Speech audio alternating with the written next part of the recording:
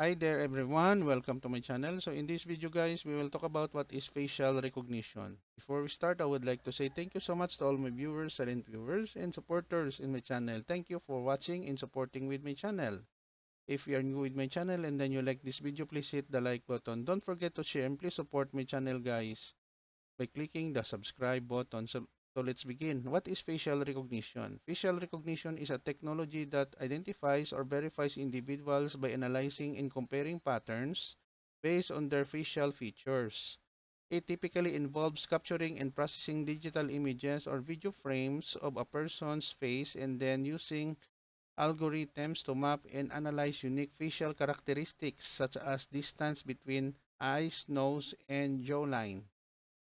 Key components of facial recognition systems include number one, face detection, identifying and locating human faces in images or video frames. Number two, face alignment, aligning detecting faces to a standard pose for consistency in analysis.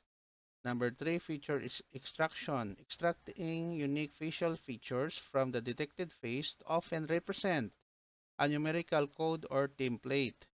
Number four, matching and recognition, comparing the extracted features with a database of known faces to find a match or verify identity.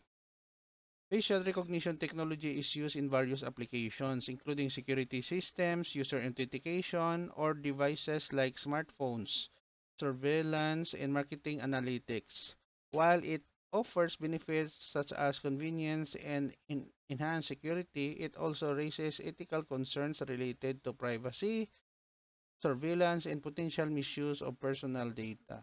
Okay guys, so this is the end of my report on what is facial recognition is all about. Thank you so much for listening and watching my videos. If you like this video, please hit the like button. Don't forget to share and please support my channel guys by clicking the subscribe button. See you in the next video tutorial guys. This is your friend Jake saying bye bye for now.